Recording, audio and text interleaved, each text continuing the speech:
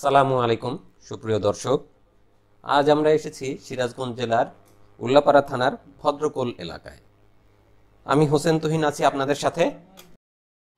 আজ আমরা দেখব একজন প্রান্তিক খামারের গরুর খামার, যিনি দুটি বকনা বাছুর লালন পালন দিয়ে শুরু করেছেন।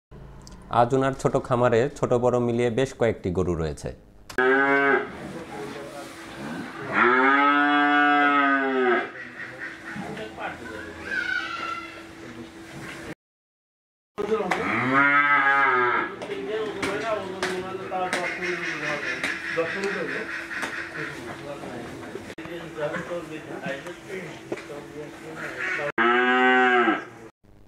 তিনটি গরু থেকে এখন প্রতিদিন প্রায় তিনি 30 কেজির উপরে দুধ পেয়ে থাকেন, যা স্থানীয় বাজারে বিক্রি করে থাকেন।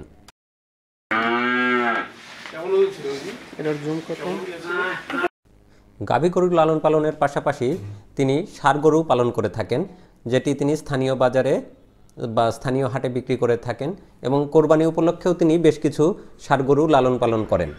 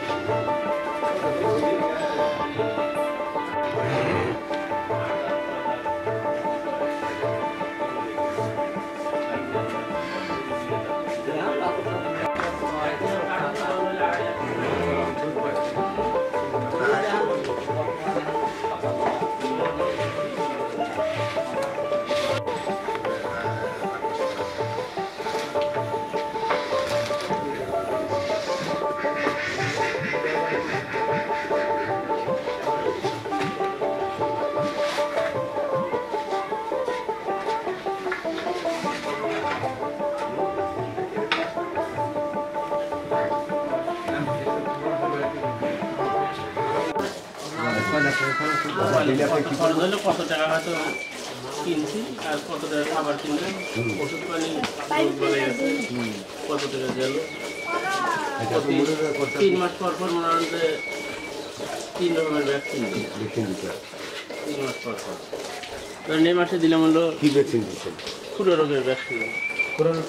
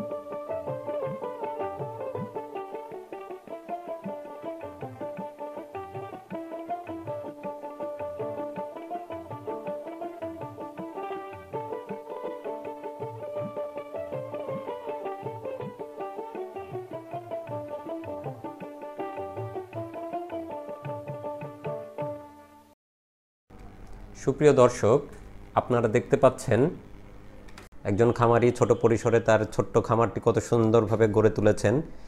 এখন যে গরুগুলি দেখতে পাচ্ছেন এগুলি অস্ট্রেলিয়ান জাতের ষাঁড় বাছুর।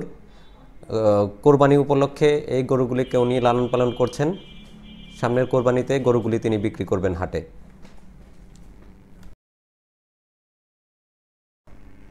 আলো স্বল্পতার কারণে খামারের ভিতরে আমরা ভালোভাবে ভিডিও করতে পারি নাই। ফুটেজগুলি একটু ঘোলা হয়েছে, যার জন্য আপনাদের কাছে আমরা ক্ষমা প্রার্থী। খামারি আমাদেরকে জানালেন খাবার হিসেবে তিনি শুকনা খ্যার, ধানের খড় যেটাকে বলা হয়, গমের ভুসি, অন্যান্য শুকনো খাবার, সরিষার খোল এগুলো মিশিয়ে গরুকে খাবার হিসেবে খেতে দেন এবং কাঁচা ঘাসও খেতে দেন গরুকে। তবে সত্যি কথা বলতে গাভীর জন্য কাঁচা ঘাসের বিকল্প আর কিছুই হতে পারে না। কাঁচা ঘাস আপনাকে দিতেই হবে।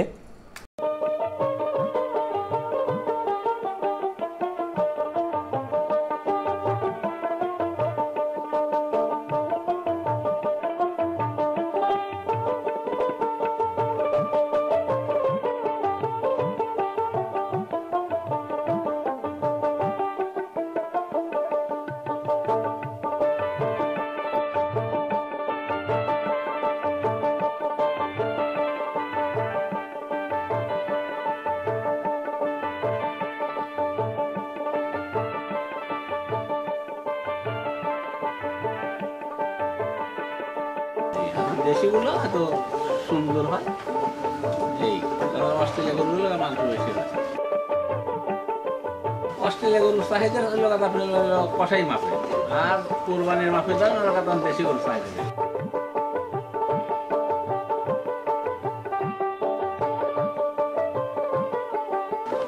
আর যারা কোরবানি দিবে নেয় তারা দেশি গরু হলে তারা কোরবানি দেওয়ার কথা করে, এই খরচ গরু চলে।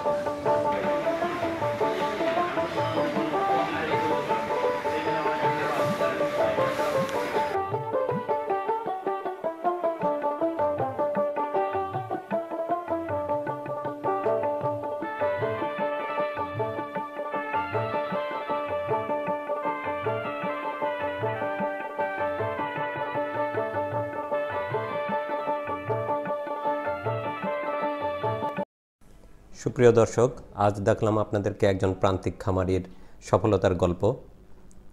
তিনি কিভাবে দুটি গরু দিয়ে আজ মোটামুটি মাপের একটি খামার গড়ে তুলেছেন আপনারা নিশ্চয়ই দেখতে পেয়েছেন।